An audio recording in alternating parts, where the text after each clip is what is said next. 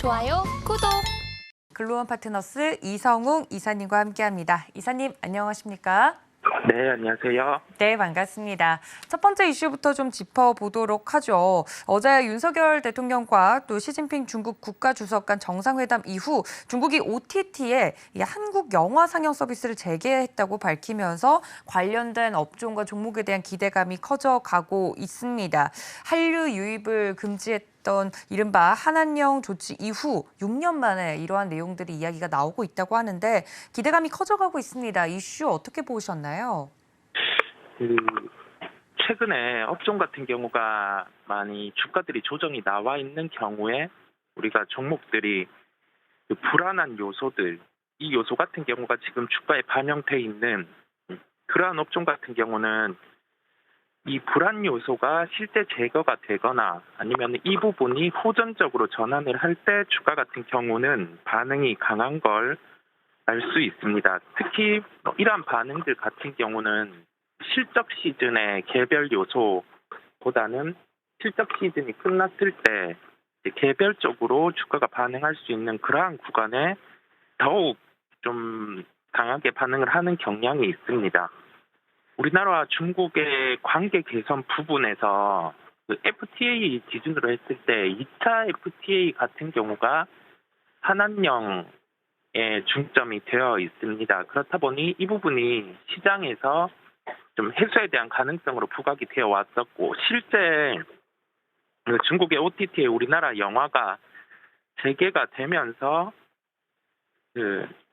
이와 관련된 영화 관련주가 직접적으로 반등이 나왔다고 하기보다는 이 컨텐츠와 관련된 부분, 중국과 관련해서 실제 좀 이익이 있었던 기업, 그다음에 이 이익에 대해서 좀 가능성이 있는 기업들의 주가가 강한 걸 우리가 확인을 할 수 있었어요. 근데 전일 한 번 더 확인을 시켜준 게 중국 정부 같은 경우가 공식화를 해서 OTT에 우리나라 영화를 재개한다는 점을 또 한 번 언급을 했습니다.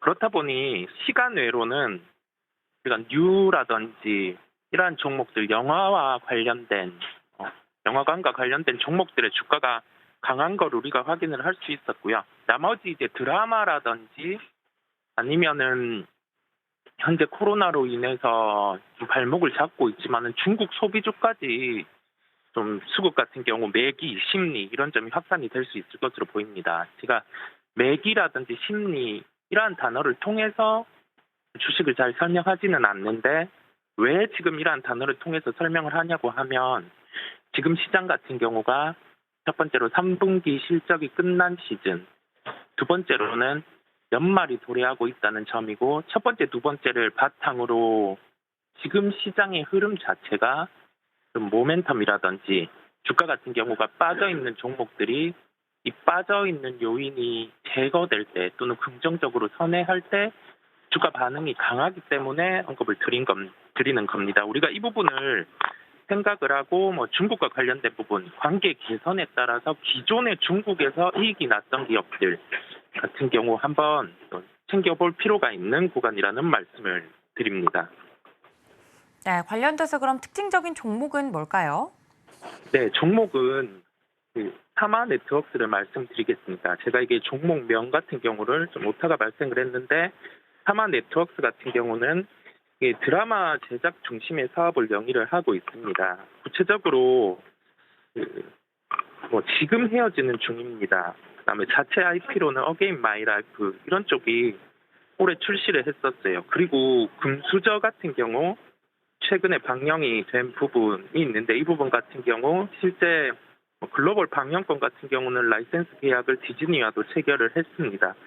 내년 같은 경우 기대작 같은 경우가 미국의 인기 드라마 멘탈리스트의 리메이크작 같은 경우도 부각이 될 수 있을 것으로 보이고요. 우리가 드라마 제작사 같은 경우는 특정 한 편이 이렇게 대박이 나서 콘텐츠 수익이 확 느는 게 아니라 연간 캡하죠. 드라마를 만들 수 있는 그러한 양이 정해져 있습니다. 그렇다 보니 실적 같은 경우도 우리가 추정을 하기에 좀 편하기도 하고 이 추정 안에서 시장이 커지는, 즉 우리가 우리나라에서 기준으로 원래는 나갔다고 하면은 OTT 업체도 늘고 이제 중국 시장까지 만약에 호전적으로 전환이 된다고 하면은 이와 같이 드라마 제작 중심 사업 회사 같은 경우는 좀 시장의 파이가 커지면 그만큼의 매출까지 좀 더해서 증가할 수 있다는 점의 특징을 우리가 생각을 해야 되겠습니다. 시간외로 6%대 상승을 했어요. 우리가 시간외로 이렇게 상승한 종목 같은 경우는 급하게 추격은 하지 않습니다. 시간외 상한가 가격 이하로 가격 기준을 잡고 대응을 할 필요가 있겠고요. 그다음에 이렇게 갭 상승이 이루어지는 종목 같은 경우는 비중도 강하게 가는 게 아니라 좀 전체 포트 내에서 일부 매매 관점으로 접근이 가능하다는 점 기억을 하시길 바라겠습니다. 가격 접근은 2,985원 이하에 접근 가능하다는 점을 말씀을 드리고요. 여기에서 꼭 손절가 같은 경우는 개인 기준에 맞게 꼭 대입을 해서 대응을 해야 된다는 점을 말씀을 드립니다. 네, 중국의 OTT 관련된 이슈와 더불어서 삼화 네트워크스 이야기를 자세하게 해주셨습니다. 시간 내에서 거래가 상승한 부분들, 오른 부분들까지 여러분들 체크해 주시고 대응 전략 챙겨가 주시면 좋을 것 같고요. 자, 다음 이슈로 넘어가 보도록 하겠습니다. 앞서서 수급과 관련된 현황 자세하게 이야기를 나눠봤었는데 관련돼서 수급에서 짚어볼 포인트는 무엇이고 또 볼만한 종목은 무엇인지 한 번에 이야기해 주시면 감사하겠습니다. 네. 우리가 수급으로 주목할 점은 시세 연속성이 부족한 상황, 여기 안에서 신재생에너지군이 수급 위에 있다는 점이에요.